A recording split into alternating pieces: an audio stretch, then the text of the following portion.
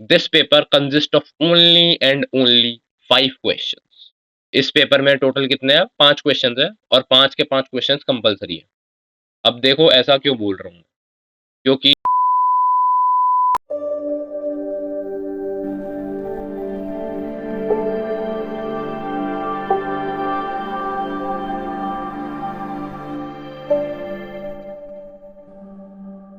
so hello guys, this is Mohit Sukhani and continuing my series. Today I will be discussing about paper number 3, which is cost and management accounting. So this is my certified answer sheet of cost and management accounting. Before discussing it, I would like to tell you about the paper pattern. तो paper pattern में ऐसा है कि total 6 questions आते हैं, जिसमें से first question compulsory होता है 20 मार्क्स का और रेस्ट 5 क्वेश्चंस होते हैं 20-20 मार्क्स ईच, जिसमें एक ऑप्शनल चॉइस मिलती है आपको। यानी आपको बेसिकली फर्स्ट क्वेश्चन कंपलसरी हटा दो तो 4 क्वेश्चन करने पड़ते हैं 20-20 मार्क्स ईच के, तो टोटल 100 मार्क्स का पेपर होता है। हम मालूम है तेरे बाप को मत सिखा, चल। अब ये था अकॉर्डिंग टू ICAI, है ना।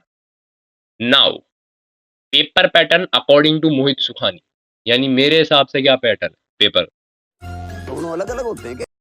तो according to me the this paper consist of only and only 5 questions. आप सोच रहे हो सुबह सुबह भांग पी गया है, कैसी अपमानजनक बातें कर रहा है लड़का ये। ऐसा कुछ भी नहीं है, इसका वैलिड रीजन है मेरे पास। तो मेरे हिसाब से इस पेपर में टोटल कितने हैं? 5 क्वेश्चंस है और 5 के 5 क्वेश्चंस कंपलसरी है। अच्छा, अब देखो ऐसा क्यों बोल रहा हूँ, क्योंकि देखो मतलब मुझे मतलब ICAI के जो थ्योरी पेपर्स है ना, उनसे मतलब चिढ़ सी मचती है थोड़ी सी। मतलब ICAI की थ्योरी में अगर आपने ICAI की लैंग्वेज लिखी है तो मार्क्स मिलेंगे, वरना मार्क्स फिर मतलब उतने नहीं मिलेंगे आपको। तो मैं प्रैक्टिकली ज़्यादा प्रेफर करता हूँ। तो जो स्टार्टिंग के 5 क्वेश्चन आते हैं कॉस्टिंग के, वो प्रैक्टिकल आते हैं जनरली। जनरली प्रैक्टिकल आते हैं, थ्योरी आज तक शायद तक आया नहीं है, यहाँ एक आधा टाइम में आया हो तो पता नहीं, पर शायद तक नहीं आया है। और जो लास्ट क्वेश्चन होता है क्वेश्चन नंबर 6, वो होता है 20 मार्क्स का थ्योरी क्वेश्चन होता है। तो ना तो मैंने उसको आज तक देखा है, ना अटेम्प्ट किया है, ना मैंने उसको आज तक पढ़ा है। मतलब थ्योरी जो कॉस्टिंग की थी स्टार्टिंग के 1-2 चैप्टर, उनको मैंने पढ़ा भी नहीं है। सर ने पढ़ाए थे पर बिल्कुल भी नहीं पढ़ा मैंने, एक बार भी उसको रिवाइज तो क्या पढ़ा भी नहीं है उसको। तो इसलिए मैं हमेशा ये सोच के जाता था कि 5 क्वेश्चन होते हैं, क्योंकि मेरी प्रैक्टिकल बहुत स्ट्रांग था। मतलब थ्योरी में थोड़ा सा डर लगता था, बस प्रैक्टिकल का ये था कि फेल नहीं होंगे कभी जिंदगी में। मतलब जो मेन मेन पेपर थे ना, उसमें था कि 60% अबव हर किसी सब्जेक्ट में, मतलब इतनी तो गारंटी थी पेपर चालू होने से पहले। पेपर मतलब मैं पढ़ने से पहले ही मुझे पता था कि मैं 60% मार्क्स लाने की कैपेबिलिटी रखता हूँ। जैसे हर पेपर में, अकाउंटिंग में, एडवांस अकाउंटिंग में, कॉस्टिंग में, और FM में भी जो FM का पार्ट है 60 मार्क्स का, उसमें 60% मार्क्स यानी 36 मार्क्स से ऊपर, इतनी मेरे को गारंटी थी। चाहे पेपर कैसा भी आ जाए, 60 मार्क्स तो मैं श्योर था कि आएंगे मेरे, कुछ भी हो जाए। नहीं, झूठ बोल रहा है। प्रैक्टिकल पे ज़्यादा ध्यान देता था मैं, थ्योरी का मतलब मेरा था ही नहीं। ऐसे ही सिमिलर FM के अंदर है, FM में भी 6 क्वेश्चन आते थे, तो 6 क्वेश्चन थ्योरी होता था। तो मैं थ्योरी FM की भी आज तक नहीं पढ़ी मैंने थ्योरी, सिर्फ FM के प्रैक्टिकल प्रैक्टिकल सब्जेक्ट किए थे, और कॉस्टिंग में भी सेम है, प्रैक्टिकल प्रैक्टिकल सब्जेक्ट किए थे मैंने। जिसके कारण मुझे मैं सिर्फ जो 5 क्वेश्चन थे वो अटेम्प्ट करता था, कभी भी मैंने 6 क्वेश्चन को देखा तक नहीं है ना। तो ये तो ब्रीफिंग हो गई थोड़ी सी मेरे पेपर पैटर्न के हिसाब से, और ये परसेंट टू परसेंट डिपेंड कर सकता है, क्योंकि कॉस्टिंग की जो प्रैक्टिकल पार्ट है ना, कुछ कुछ लोगों को बहुत हार्ड लगता है, क्योंकि उसमें अलग अलग स्टेटमेंट्स बनते हैं। अब किसी किसी के तो देखो फॉर्मेट फिक्स्ड है, कुछ चैप्टर है जैसे ओवरहेड है, उसमें प्रोडक्शन डिपार्टमेंट सर्विस डिपार्टमेंट को कुछ एलोकेट करना है, तो उसके फॉर्मेट वगैरह मतलब फिक्स है वो। लेकिन अगर कुछ अजीब सा क्वेश्चन आ जाए जिसमें फॉर्मेट कोई फिक्स नहीं है, आपको मन से फॉर्मेट सोचने पड़ते हैं, तो उसमें दिक्कत आती है थोड़ी सी प्रैक्टिकल में। और कॉस्टिंग मतलब कुछ कुछ बंदों को मतलब बहुत ज़्यादा हार्ड सी लगती है कॉस्टिंग, वैसे है नहीं एक्चुअल में, अकॉर्डिंग टू मी तो बिल्कुल भी नहीं है, लेकिन कुछ कुछ लोगों को लगती है। तो उनके लिए क्या करो, वो फिर थ्योरी पे जा सकते हैं। बाकी अगर आपकी प्रैक्टिकल स्ट्रांग है तो प्रैक्टिकल ही प्रेफर करो, थ्योरी पे टाइम बर्बाद होगा मेरे हिसाब से तो इसलिए प्रैक्टिकल स्ट्रांग कर लो बिल्कुल आपका। अगर आप प्रैक्टिकल में भी 40 का सोच रहे हो कि 40 आ जाएंगे मेरे, तो उसको 60 तक ले जाओ, 80 तक ले जाओ। मतलब इतनी आपके अंदर कैपेबिलिटी होनी चाहिए अगर प्रैक्टिकल सब्जेक्ट आपका स्ट्रांग है तो बहुत बता दिया मैंने। तो अभी पेपर डिस्कस करना चालू करते हैं अपन। तो सबसे पहले मैंने क्वेश्चन किया था, ये क्वेश्चन नंबर 5 का A पार्ट। ये था वेरिएंस, स्टैंडर्ड कॉस्टिंग का क्वेश्चन था ये, जिसमें मटेरियल वेरिएंसेस निकालने थे, डिफरेंट डिफरेंट मटेरियल वेरिएंसेस निकालने थे इसमें। तो इसमें मैं आपको एक बार अपनी प्रेजेंटेशन के बारे में बताऊंगा, लाइक जो मेरे फाइनल आंसर्स है, मतलब जो मुझे लग रहा है इंपॉर्टेंट है, या आंसर्स है या वर्किंग नोट के आंसर्स है या कुछ भी है, रिलेवेंट चीज हो सकती है एग्जाम पॉइंट ऑफ व्यू के लिए, यानी इसका नंबर हो सकता है। तो मैं उसको ये देखो, ये जैसे बॉक्स में डाल रखा है 1100 kg को, यहाँ पे डबल अंडरलाइन कर रखा है। फिर एक ये टेबल है जिसमें नीचे ये तो दिख ही जाता है वैसे भी। फिर ये अगेन जो वेरिएंसेस है वो सारे बॉक्स में डाल रखे हैं, ये बॉक्स में ये मतलब क्लियरली दिख रहा है एग्जामिनर को, एग्जामिनर सीधा ये चेक करेगा कि 20,000 है, एडवर्स है, 23,000 है, वेरिएंसेस है सारे, एडवर्स है, फेवरेबल है। और ये सिंबल्स आपको पता ही होंगे, ए एडवर्स के लिए होता है और एफ फेवरेबल के लिए होता है। तो इसमें पहले क्वेश्चन मेरे को 10 मार्क्स मिले मटेरियल वेरिएंसेस के अंदर। तो इसमें मैंने मतलब एक्स्ट्रा वेरिएंसेस भी निकाले थे। तो ये जैसे एम वाई वी के दो फॉर्मूला होते हैं, तो दोनों से निकाल दिया था मैंने, क्योंकि मेरे पास बहुत ज़्यादा टाइम बच रहा था इस पेपर में। बेसिकली बताऊं तो मेरे हिसाब से जो नवंबर 22 अटेम्प्ट का जो कॉस्टिंग का पेपर था वो बहुत आसान सा आया था, मतलब मॉड्यूल अगर किसी ने ढंग से कर रखा था ना, तो वो आराम से पेपर निकाल सकता था। इतना इजी पेपर आया था, ज़्यादा हार्ड बिल्कुल भी नहीं था ये। और जैसे मेरे पास लगभग लगभग 2.5 आवर्स, 2.5 आवर्स के अंदर मेरा पेपर लगभग लगभग खत्म हो गया था, एक आध क्वेश्चन बचा हो तो। वरना एक्सेप्शन है तो वो तो एक आध क्वेश्चन एक्सेप्शन है, बाकी मेरा पूरा पेपर खत्म हो गया था। तो फिर मैं बस यही कर रहा था, मतलब यहाँ पे देखो एक्स्ट्रा वेरिएंसेस निकाल दिए, और यहाँ पे ये अल्टरनेटिव सॉल्यूशन था, और एक्स्ट्रा वेरिएंसेस भी आएंगे अभी। ये एक वेरिफिकेशन है, हाँ, और ये वेरिफिकेशन। एक ये हमेशा जब भी वेरिएंस का क्वेश्चन करो ना, तो हमारे जो टीचर थे उन्होंने बोला था वेरिफिकेशन हमेशा से करके जाना। अब मुझे पता नहीं इसका नंबर होता है नहीं होता, पर करके जाना वेरिफिकेशन। हो सकता है नंबर अगर आप नहीं लिखो तो नंबर काट दें। तो एक वेरिफिकेशन, छोटा सा वेरिफिकेशन है, 1 मिनट से कम कम लगेगा आपको, मतलब ज्यादा टाइम लगेगा इसमें। जैसे cost variance is equal to price variance plus usage variance, तो इतना लिख के और फिर एक लाइन ये लिख के बॉक्स बना दिया मैंने। तो बस ये वेरिफिकेशन हो गया कि this is equal to this plus this, बस इतना से करना है। और ये जैसे एडिशनल वेरिएंस है, फालतू में निकाल गया हूँ मैं, कोई जरूरत थी नहीं, पर मैं निकाल गया हूँ, पता नहीं क्यों। एडिशनल टाइम था बताया जैसे कि मैंने, तो मैं बस यही काम कर रहा था। तो अब ये क्वेश्चन आता है 5 का भी, रिकंसिलेशन स्टेटमेंट का क्वेश्चन है ये है नेट प्रॉफिट, और जो कॉस्टिंग के हिसाब से प्रॉफिट अलग होता है कभी कभी, और जो पीएनएल अकाउंट है फाइनेंशियल स्टेटमेंट्स का, उसके हिसाब से प्रॉफिट अलग होता है। तो ये क्या है, रिकंसिलेशन का क्वेश्चन है। तो इसके अंदर देखो प्लस माइनस का रहता है, कि मतलब क्या प्लस होगा क्या माइनस होगा आपको पता होना चाहिए। मतलब इसके कुछ चीजें हैं, अगर आपको मतलब बेसिकली आपको ढंग से आइडिया है ना कि क्या प्लस होना चाहिए क्या माइनस होना चाहिए, तो आप इजीली इस क्वेश्चन कर दोगे। इस क्वेश्चन में मैं कहूँ एक चीज ध्यान रखना, जल्दी जल्दी में गलती होती है। मुझसे बहुत बार हुई है, आपका पता नहीं, मुझसे बहुत बार हुई है कि जल्दी जल्दी में से लीगल चार्जेस है प्लस करना है, ठीक है लिख दिया। अब जैसे ये डिविडेंड है, अब इसको माइनस करना है, मैंने लिख दिया 4,50,000, लेकिन मैं क्या ब्रैकेट लगाना भूल जाता था। बहुत बार किया है मैंने, मैं ब्रैकेट लगाना भूल जाता था। अब अगर आप ब्रैकेट लगाना भूल गए यहाँ पे, तो वो माइनस की जगह प्लस हो गया, तो 9 लाख का एडवर्स इम्पैक्ट आएगा सीधा। तो प्रॉफिट और बढ़ जाएगा आपका, क्योंकि माइनस की जगह 9 लाख से बढ़ जाएगा प्रॉफिट, तो गलत हो जाएगा नहीं। और ये गलतियां बहुत की है मैंने। मतलब अगर प्लस में तो नहीं होगी गलती, माइनस में ध्यान रखना, ध्यान से कि ब्रैकेट लगा दो आप। अगर ब्रैकेट नहीं लगाओगे तो फिर जब कैलकुलेटर से कैलकुलेट करोगे तो ऑटोमेटिकली प्लस करोगे उसको, आप माइनस तो करोगे। बस यही है, बाकी ये क्वेश्चन आसान ही होता है रिकंसिलिएशन स्टेटमेंट का। और अब ये है जॉइंट कॉस्ट का क्वेश्चन है, एनआरबी मेथड का होगा शायद तक ये। तो ये भी मतलब इसमें बहुत सारे मेथड थे, तो जॉइंट कॉस्ट और बाय बाय कॉस्ट नहीं, हाँ joint product by product, sorry, हाँ जॉइंट प्रोडक्ट बाय प्रोडक्ट के क्वेश्चन आते थे। उसके अंदर मतलब ये चैप्टर भी ढंग से कर लो, आपको कॉन्सेप्चुअल क्लैरिटी होनी चाहिए, उसके बाद मतलब इजी रहता है प्रैक्टिकल करने का। और प्रेजेंटेशन की बात की जाए तो मतलब ये देखो मैं बिल्कुल ओपनली लिखता था, मतलब मैंने हर किसी में यही किया है, थ्योरी में भी यही है, ज़्यादा चिपकाने की कोशिश नहीं करता था। और प्रैक्टिकल सब्जेक्ट में भी सेम काम किया है मैंने, मतलब ये देखो एक एक लाइन छोड़ रखी है, यहाँ पे अगर नहीं भी छोड़ता तो भी चल जाता। पर मैंने अपनी सहूलियत के हिसाब से, और जो एग्जामिनर है उसको भी ढंग से दिख जाए कि मैंने क्या लिखा है, इसके लिए मैंने एक एक लाइन मतलब मार्जिन के लिए अपनी तरफ से छोड़ रखी है। और वो ये पेजेस का तो कुछ नहीं है, इसमें भी मैंने 5 सप्लीमेंट्री ली। तो पेजेस का तो कभी रहता ही नहीं है, इसे में आप लो जितनी मर्जी उतनी सप्लीमेंट्री लो, बस यही है। तो आपकी बस प्रेजेंटेशन ढंग से होनी चाहिए, एग्जामिनर को दिखना चाहिए। तो ये फिफ्थ क्वेश्चन है, मेरे को 20 आउट ऑफ 20 मिले, यहाँ तक हो गया। अब आता है क्वेश्चन नंबर 3 का भी, ये प्रोसेस कॉस्टिंग का क्वेश्चन है। अब प्रोसेस कॉस्टिंग में भी देखो प्रोसेस अकाउंट्स बनाने होते हैं, आपको सबको पता ही है। अब लेकिन इसमें क्या है, ये जो वर्किंग नोट्स है ना, ये भी देखो मैंने क्लियरली बता रखे हैं कि कॉस्ट पर यूनिट कितनी आएगी, वो एबनॉर्मल, ये एबनॉर्मल 250 के हटा के फिर कॉस्ट पर यूनिट, ये 250 सॉरी नॉर्मल हो गई, ये हटा के मतलब कॉस्ट पर यूनिट है, फिर ट्रांसफर हो गया, और ये मतलब अलग से मैंने ब्रैकेट में बता रखा है कि कितना कितना है ये। ठीक है, फिर प्रोसेस 2 के अंदर भी सेम कर रखा है, cost per unit, finish goods, और ये नो एबनॉर्मल गेन और लॉस कुछ है नहीं। तो ये है, तो 3-3 मार्क्स के 2 थे, नहीं वो एक्चुअल में 5 मार्क्स का था ये, हाँ 5 के थे, ये 3 के थे, और एक ये फिनिश गुड्स अकाउंट था। तो ये नॉर्मल सा क्वेश्चन था प्रोसेस कॉस्टिंग का, जो कर लिया था, 10 मार्क्स का था ये। तो हो जाएगा, मतलब वही है, प्रैक्टिकल में कंसेप्चुअल क्लैरिटी होती है तो क्वेश्चंस हो जाते हैं, उसमें फिर दिक्कत की बात नहीं है, आपको डे ढंग से कर रखना होगा। और प्रैक्टिकल में जैसे कि अगर कॉस्टिंग का पेपर कोई प्रिपेयर कर रहा हो ना, तो आईसीएम मॉड्यूल के जो जितने भी क्वेश्चंस हैं, इलस्ट्रेशंस हैं, ढंग से कर लेना बिल्कुल, क्योंकि जनरली पेपर उसमें से ही आता है। जनरली मतलब जो प्रैक्टिकल पेपर्स है ना, वो आपको इलस्ट्रेशंस का, क्वेश्चंस का रेफरेंस उसमें मिल जाएगा, मतलब कुछ ना कुछ एक आध पॉइंट मतलब सिमिलर मिल जाएंगे आपको, तो पेपर आपका आसानी से हो जाएगा, इतनी दिक्कत नहीं आएगी। अब ये क्वेश्चन है, क्वेश्चन नंबर 3 का ये। तो इसमें ये नोट्स है, वर्किंग नोट्स। हाँ, अब जैसे सन्ड्री एक्सपेंसेस है, अब ये जैसे हम जो प्रीपेड आउटस्टैंडिंग इनकी एडजस्टमेंट करते हैं, तो कभी कभी क्या करते हैं, हम अकाउंट के अंदर ही कर देते हैं प्लस माइनस, तो इसमें ज़्यादा थे तो मैंने अलग से इसका वर्किंग नोट बना दिया।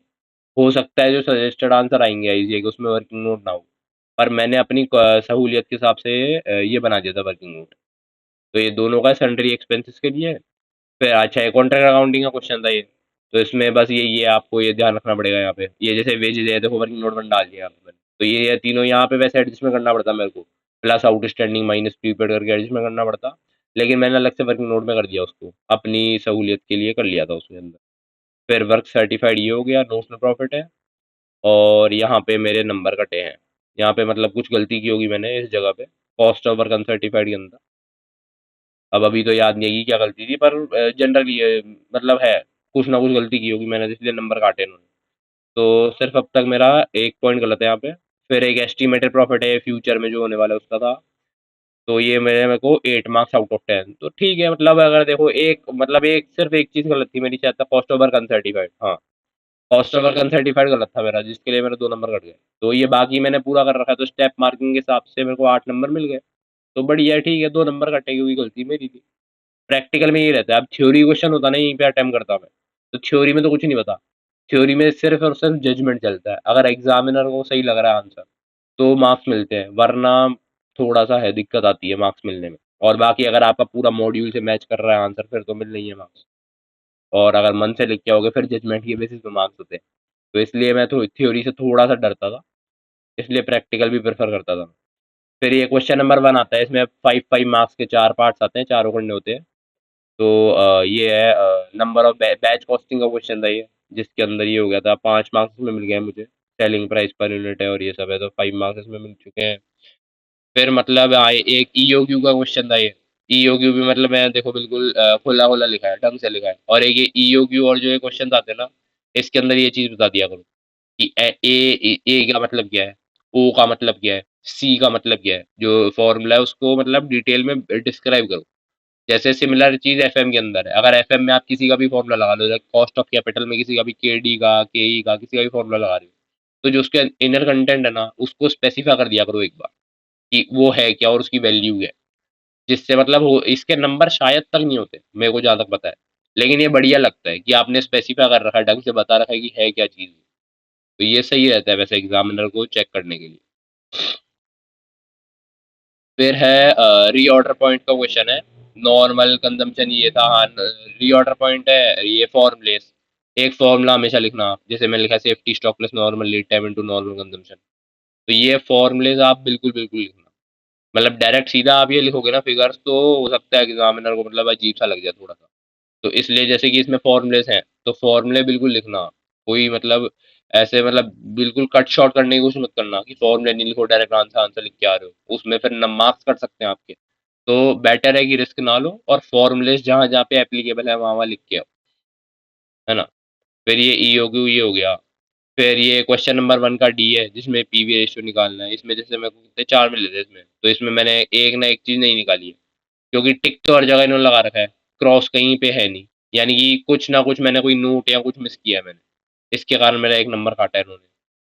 फिर 1 डी है, ये पीवी रेशियो है, कंट्रीब्यूशन पर यूनिट है, ये मार्जिनल कॉस्टिंग का क्वेश्चन है जिसमें इसमें भी ये मतलब नॉर्मल तरीके से हो जाता है। और देखो जो आंसर थे इसके, ये देखो बिल्कुल है, मैंने बॉक्स बना रखा है ताकि दिख जाए एग्जामिनर को, और एग्जामिनर सीधा ये पढ़ता है पहले। अगर ये सही है ना तो फिर दिखता नहीं है इतना। मतलब आपका जो फाइनल आंसर आना ना वो बिल्कुल हाईलाइटेड हो गया, एग्जामिनर को दिखना चाहिए कि ये है final answer, 1 lakh 2 lakh what ever it is, बिल्कुल दिखना चाहिए वो।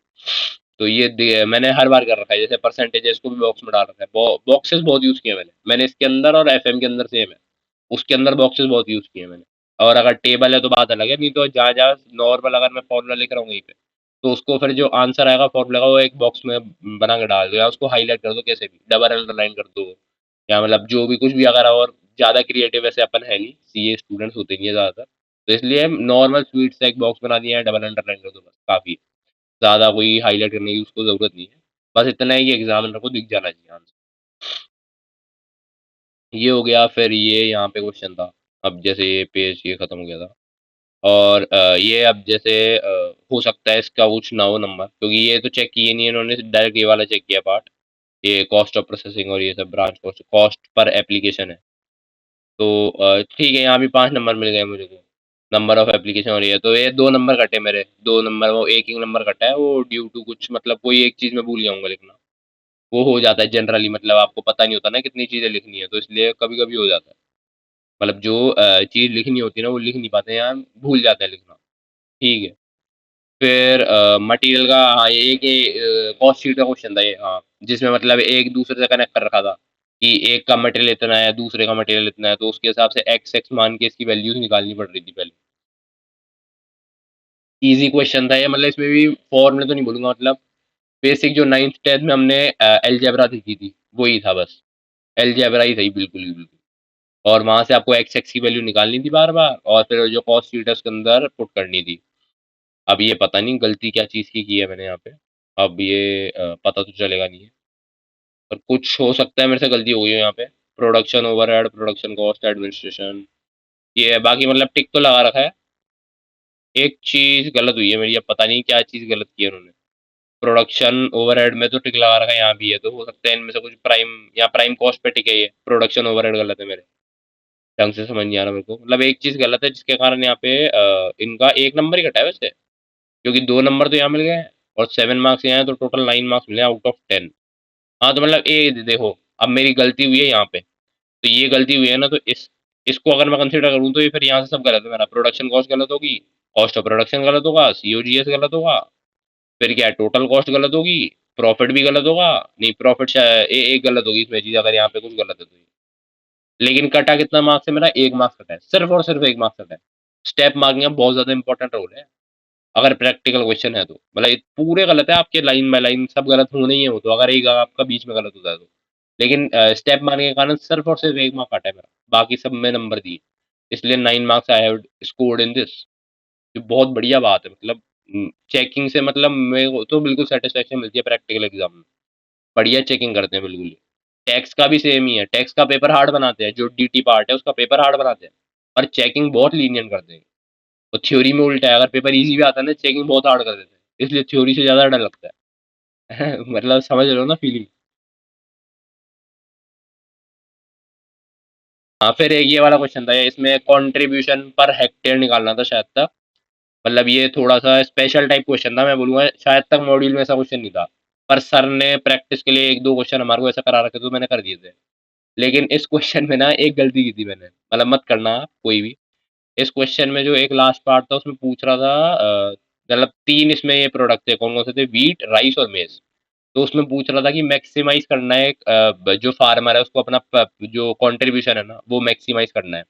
तो ऐसा कॉम्बिनेशन बताओ जिसमें तीनों के तीनों यूज हो, उसका कंट्रीब्यूशन मैक्सिमाइज हो जाए, ऐसा उसमें लिख रखा था। मैंने क्या पढ़ लिया कि ऐसा कॉम्बिनेशन बताओ जिससे उसका कंट्रीब्यूशन मैक्सिमाइज हो जाए। तो मेरा जो कॉम्बिनेशन बन रहा था ना वो बन रहा था 2 का, शायद तक व्हीट और राइस, या मतलब जो भी, इनमें से 2 का ही बन रहा था सर। लेकिन उसमें स्पेसिफिकली लिख रखा था कि तीनों को यूज करके बनाना है कॉम्बिनेशन, और वो चीज मैंने पढ़ी नहीं थी एग्जाम के अंदर, ये मुझे बाद में मेरे दोस्त ने बताई थी। तो इसलिए मतलब ये गलती, मतलब ढंग से क्वेश्चन को पढ़ लेना। मेरे पास टाइम था, बहुत टाइम था, मतलब मैं बता रहा हूँ जैसे हाफ एन आवर में पढ़ा था, 2.5 आवर्स में मेरा पेपर कंप्लीट हो गया था, पर फिर भी मैंने ये क्वेश्चन नहीं पढ़ा था इतना ढंग से। मैंने फिर दोबारा मतलब नहीं पढ़ा जाता, तो एक बार ना क्लियरली देख लो कि मांग क्या रहा है वो। तो ये कभी कभी हो जाती है गलती, ओवर एक्साइटेड में की होगी ये मैंने गलती, है ना? क्योंकि मतलब आपको इतना आसान पेपर मिल रहा है ना, मतलब फिर थोड़ा-सा ज़्यादा एक्साइटेड हो जाते हो आप। तो हो सकता है उसके कारण की हो मैंने गलती। तो यहाँ पे जैसे प्रोडक्ट मिक्स है ये, तो हेक्टेयर्स फॉर व्हीट ये सारा का सारा मैंने ये कर दिया था। तो फर्स्टली दे शुड प्रोड्यूस ये 1 सेकंड यहाँ मैं दिखाऊँ। ये देखो राइस और व्हीट, सिर्फ राइस और व्हीट लिया मैंने। तो प्रोडक्शन में प्रोडक्ट मिक्स लिया मैंने राइस का और व्हीट का। जबकि मेरे को मेज़ और लेनी थी। उस क्वेश्चन के अंदर स्पेसिफिकली लिख रखा था कि तीनों प्रोडक्ट को यूज़ करो। लेकिन मैंने सिर्फ और सिर्फ 2 को यूज़ किया, तो इसके कारण ये गलत हो गया मेरा क्वेश्चन फिर। यहाँ तक तो ठीक है, लेकिन फिर मिक्स गलत हो गया तो यहाँ पे टोटल लगा दिया मैंने, थर्ड कॉलम लगाया ही नहीं, तो इसलिए गड़बड़ हो गई है। तो यहाँ पे देखो सिर्फ और सिर्फ 4 मार्क्स मिले हैं, क्योंकि मतलब बहुत ज़्यादा गलती हो गई है ये तो इसलिए 6 मार्क्स तो यहाँ कट गए सीधे-सीधे मेरे। तो 1 मार्क्स वहाँ कटा, 6 मार्क्स यहाँ कटे, तो 13 मार्क्स मिल गए। तो ठीक है, ये गलती मत करना, मतलब क्वेश्चन को एक बार ना ढंग से रीड कर लेना कि एक्चुअल में माँग क्या रहा है question, what it is asking. तो अब आता है क्वेश्चन नंबर 2 का सी। तो ये एक्टिविटी ड्राइवर रेट, ये वो एक्टिविटी बेस्ड कॉस्टिंग का क्वेश्चन था ये। अब इसमें जो ये शीट बनती थी ना, मतलब इसमें मेरे को डाउट आता था, क्योंकि आईसीए मॉड्यूल में ना अलग-अलग तरीके से बना रखी है इन्होंने। मतलब किसी क्वेश्चन में अलग है, किसी में अलग है, और एक आध शायद आरटीपी, एमटी में भी अलग-अलग टाइप का बना रखा था। तो इसमें थोड़ा-सा मतलब बनाने में थोड़ा-सा अजीब-सा लगता था इसको, क्योंकि कैसे बनानी है। पर वो देखो ये होता ही है। मतलब ये अगर आप ढंग से बनाओगे ना, अगर जो एग्ज़ामिनर है, उसको थोड़ा भी अगर नॉलेज है सब्जेक्ट की, कॉस्टिंग के सब्जेक्ट की अगर नॉलेज है ना, नंबर दे देगा आपको। अगर आपने जो हॉरिज़ॉन्टल शीट है, उसको अगर वर्टिकली भी बनाया ना, तो वो है तो सेम ही, लेकिन आईसीए मॉड्यूल से मैच नहीं करेगी। बेसिकली देखा जाए, जैसे मैं बोल रहा हूँ कि सजेस्टेड आंसर है, उसमें हॉरिज़ॉन्टल शीट आई। लेकिन जो आपने एग्ज़ाम के अंदर बनाई है, वो वर्टिकल शीट है। अब इसका आप कुछ नहीं कर सकते, क्योंकि आपको नहीं पता कि सजेस्टेड आंसर में कौन-सी आएगी, हॉरिज़ॉन्टल आएगी या वर्टिकल आएगी। तो ये बिल्कुल आप ब्लाइंड चल रहे हो। तो ये डिपेंड करता है आपका एग्ज़ामिनर कौन है। अगर एग्ज़ामिनर ढंग का पर्सन होगा, तो वो बिल्कुल देगा। तो 99% केसेज़ में मिलते हैं आपको। हॉरिज़ॉन्टल शीट और वर्टिकल शीट के सेम मार्क्स मिलते हैं, पर वो कुछ-कुछ एग्ज़ामिनर अगर ऐसे आ जाते हैं, वो नंबर नहीं भी देते, है ना? तो मतलब है, ये थोड़ी-सी दिक्कत है चेकिंग में, मतलब सबको पता है आईसीए की चेकिंग में, ठीक है। मैं ज़्यादा बोलूँगा नहीं इसमें। पर आप सब मतलब समझदार इतने तो हो ही कि आईसीए चेकिंग कैसे करता है अपने-अपने एग्ज़ाम्स की। और अब यहाँ पे जैसे कॉस्ट एलोकेटेड ये थी, तो ये मैंने क्लियरली लिख रखा है। और जैसे मैं बोल रहा हूँ, ये देखो, अब जैसे ये 2 है ना, लाइन बननी चाहिए थी यहाँ पे, पर लाइन बनाना कोई ज़रूरी नहीं है। बिल्कुल मैंने लाइन बनाई नहीं है, बहुत कम लाइन बनाई होगी तो। जैसे यहाँ पे बना दी थी मैंने, पर ये यहाँ पे नहीं बनाई। मतलब बिल्कुल ज़रूरी नहीं है लाइन बनाना, लाइन के पीछे मतलब कभी-कभी टाइम बर्बाद भी हो जाता है, और बनानी हो तो फ्री हैंड से बना दो, कोई दिक्कत ही नहीं है। टाइम हो तो फिर बना लो, कोई दिक्कत उसमें भी दिक्कत नहीं है। पर टाइम नहीं हो तो फ्री हैंड से बनाओगे तो भी चलेगा, और नहीं बनाओगे तो भी चलेगा। कोई ऐसा सच दिक्कत नहीं है। आप अबे जल्दी बोल, कल सुबह पनवेल निकलना जैसे एक्टिविटी बेस्ड कॉस्टिंग है ना, इसमें देखो लाइन नहीं है। लाइन होती है ड्राइवर रेट में, ड्राइवर यूनिट्स में, ड्राइवर नेम में, लाइन बिल्कुल भी नहीं है। तो कोई ज़रूरी नहीं है कि आप लाइन्स बनाओ। बस आपके जो ये है ना, ये क्लियरली सेपरेटेड होने चाहिए। अब पता चले जो इस वाले में फिगर्स है, इस वाले जो कॉलम में फिगर्स हैं, वो इस वाले कॉलम में जा रहे हैं, और इस वाले के इस वाले में आ रहे हैं, फिर वो गड़बड़ हो जाएगी। वो मतलब इंटरचेंज नहीं होने चाहिए, जो सेपरेटेड वो दिखने चाहिए आपको क्लियरली, भले लाइन नहीं हो। तो इतनी क्लैरिटी रखना बस, तो इसलिए लाइन बनाने की ज़रूरत है नहीं। और जैसे ओवरहेड कॉस्ट पर यूनिट इसमें निकाल दिया, इसमें भी लाइन नहीं बना रही। एक्सप्रेस कॉफ़ी, इंस्टेंट कॉफ़ी, ये हो गई। ये ठीक है, तो ये क्वेश्चन हो गया यहाँ पे। तो ये है क्वेश्चन नंबर 2 का बी पार्ट, है ना? ये क्वेश्चन था एक्चुअली, लेबर वाला एक चैप्टर है, उससे क्वेश्चन था ये। टाइम रेट, पीस रेट, हाल से प्रीमियम, रोवन प्रीमियम, उसके हिसाब से क्वेश्चन निकालना था। इस क्वेश्चन में भी आप देखोगे जो आंसर मैंने लिखा है इस क्वेश्चन का, उसके अंदर ही मैंने देखो आंसर्स बॉक्सेस के अंदर डाल रखे हैं। जो इसके जो कंक्लूजन, जो लास्ट वाले फाइनल आंसर्स हैं, उन सबको बॉक्सेस के अंदर डाल के हाइलाइट कर रखा है, और वहीं टिक लगा रखा है एग्जामिनर ने। एग्जामिनर को चाहिए आंसर्स। अब देखो ये जो क्वेश्चंस थे, इनमें जो आईसीए मॉड्यूल्स है ना, उसके अंदर जो ऐसे सिमिलर टाइप के क्वेश्चंस थे, उसमें किसी-किसी में तो क्या है, टेबल बना रखी थी उन्होंने। लाइक मतलब कॉलम वाइज़ बना रखा है। हाल से प्रीमियम का अलग, फिर रोवन प्रीमियम का, फिर टाइम रेट का, पीस रेट का, है ना? किसी-किसी में डायरेक्टली ऐसे ही जैसे मैंने सॉल्व किया ऐसे कर रखा था, है ना? तो मतलब मेरे को ये ज़्यादा सूटेबल लग रहा था, इसलिए ये। अब हो सकता है जो सजेस्टेड आंसर आएँगे आईसीए के, उसमें टेबल बनी हुई हो, है ना? टेबल बनी हुई होगी, और ये मैंने टेबल बनाई नहीं है ना? मैंने टेबल बनाई नहीं है, लेकिन इसमें क्या हो जाए, जो फिगर्स है ना आपके, जो फाइनल आंसर है, वो मैच होना चाहिए। मतलब टेबल इम्पोर्टेंट है, मैं मानता हूँ, लेकिन इतनी भी इम्पोर्टेंट नहीं है कि अगर आपका आंसर सही है तो उसको गलत कर दे एग्जामिनर। और इसके चांसेस बहुत कम है, मतलब कि जो आपकी प्रेजेंटेशन है ना, जो आप टेबल बनाओगे, या कोई आपको, क्योंकि आपको एग्जाम में पता नहीं चलेगा टेबल बनानी है नहीं बनानी है, और टेबल बनानी में तो कैसी टेबल बनानी है, क्योंकि हर आंसर की टेबल अलग होती है। कॉस्टिंग की ये दिक्कत है सबसे बड़ी। लेकिन अगर एग्जामिनर आपका लीनियंट होगा या फिर कोई अच्छा सा एग्जामिनर होगा जिसको कॉस्टिंग की थोड़ी बहुत भी नॉलेज होगी ना, तो वो दोनों तरीके से सही करेगा। अगर आपने टेबल बनाई है तो भी सही करेगा, जो आईसीए के हिसाब से टेबल बनी है वो बनाइए। कोई दूसरी टेबल बना दी है लेकिन आपके आंसर वही आ रहे हैं फाइनल वाले, तो भी सही कर देगा।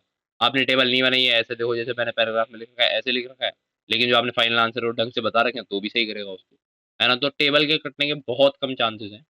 तो मतलब आप फाइनल आंसर्स पे ध्यान दो, टेबल पे ना ध्यान देके।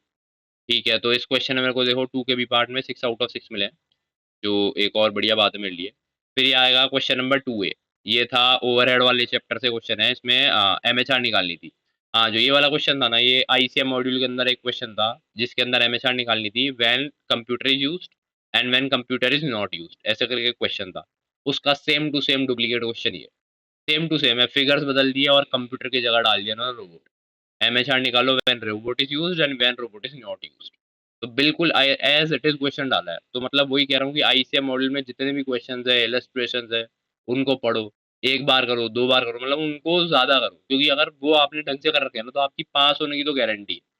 फिर आप फेल नहीं हो सकते अगर आपने ढंग से कर रखे हैं ना, तो आप फेल नहीं हो सकते फिर। मतलब ये तो मैं कहूँगा नहीं होना चाहिए। देखो 100 एब्सोल्यूट एश्योरेंस तो दे नहीं सकता, पर रीज़नेबल एश्योरेंस है कि आप फेल नहीं होगे उसके अंदर। और बाकी आप अगर एक्स्ट्रा क्वेश्चंस करोगे तो फिर आपके नंबर बढ़ने के चांसेस हो जाएंगे, 60 70 80 जितने भी आप ले जाना चाहो मार्क्स को, वो हो जाएगा।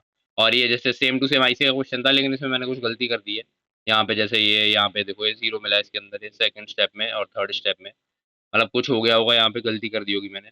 अब जैसे ये शीट मेरे को याद थी, एज इट इज यही शीट बनी हुई थी आईसीए के अंदर, तो मैंने वही यहाँ पे बनाई है। अगर आपको कुछ याद नहीं आ रहा, आप अपने हिसाब से लिखोगे तो भी मार्क्स मिल जाएंगे, कोई दिक्कत नहीं है उसके अंदर, है ना। अब एक चीज और है, आईसीए के जो इलस्ट्रेशन क्वेश्चन है ना, आप करोगे, आपको ना बहुत सारी गलतियां मिलेगी उसके अंदर। अच्छा।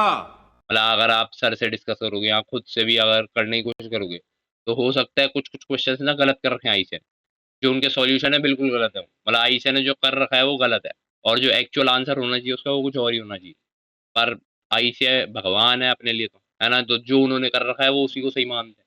मतलब उन्होंने जो कर रखा है वो पत्थर की लकीर है, उसको कोई नहीं हटा सकता। तो जो आईसीए मॉड्यूल के अंदर है वही अगर क्वेश्चन आता है एग्जाम के अंदर, तो वही आंसर वैलिड होता है जो आईसीए मॉड्यूल में लिख रखा है, क्योंकि वही डालते सजेस्टेड में ज्यादातर टाइम, है ना, बदलते नहीं हो, वही आंसर डालते हैं चाहे वो गलत ही क्यों ना हो। तो ये मतलब बहुत बड़ी दिक्कत है। तो आप ना अगर मान लो सही सॉल्यूशन कुछ और है ना उसका, तो प्रेफर करो आईसीए वाला सॉल्यूशन को। जानता हूँ भैया क्वेश्चन गलत है, वो उसका जो सॉल्यूशन आईसीए ने कर रखा है गलत है, लेकिन गलत के ही नंबर दे रहा है आईसीए। अब थोड़ा इंस्टीट्यूट भी हमारा मतलब यूनिक सा इंस्टीट्यूट है थोड़ा सा, है ना, तो ये मनमानी चलाते हैं अपनी, तो गलत चीज के सही नंबर देने हैं।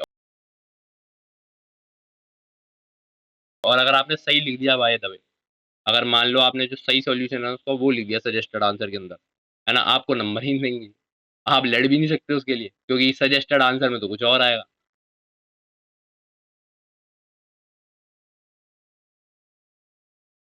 तो ये मतलब ये है, अब दिक्कत है, देखो आई से है, अब उसका तो कुछ इलाज है नहीं, है ना।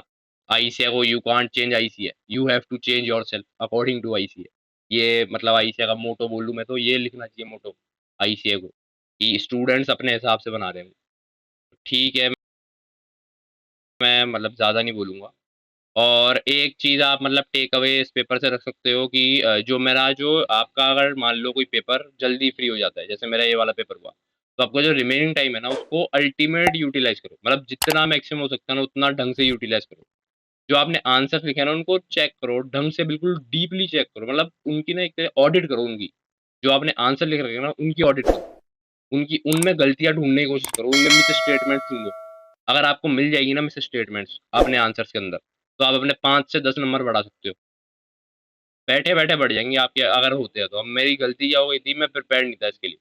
मतलब मैंने जितने पेपर सॉल्व किए ना लगभग-लगभग 3 घंटे लेते थे वो। 3 घंटे लेते थे या फिर 2 पॉइंट मतलब कोई द 5-1 मिनट बचते थे, और मैं उतना करता भी नहीं था फिर। उनको यूटिलाइज़ इतना नहीं करता था। और इसमें मेरे पास ज़्यादा टाइम बच गया, तो मैं इनको ढंग से यूटिलाइज़ भी नहीं कर पाया ना, बहुत सारी फालतू चीज़ें कर दी। मतलब एक्स्ट्रा चीज़ें लेके आ रहा हूँ, लेकिन मैं ढंग से मतलब जो मैंने लिखे हैं ना एक्चुअल आंसर, तो उनको ढंग से मैंने वेरीफ़ाई नहीं किया। तो ये मेरी एक बहुत बड़ी मतलब मिस्टेक की है मैंने, आप मत करना इसको।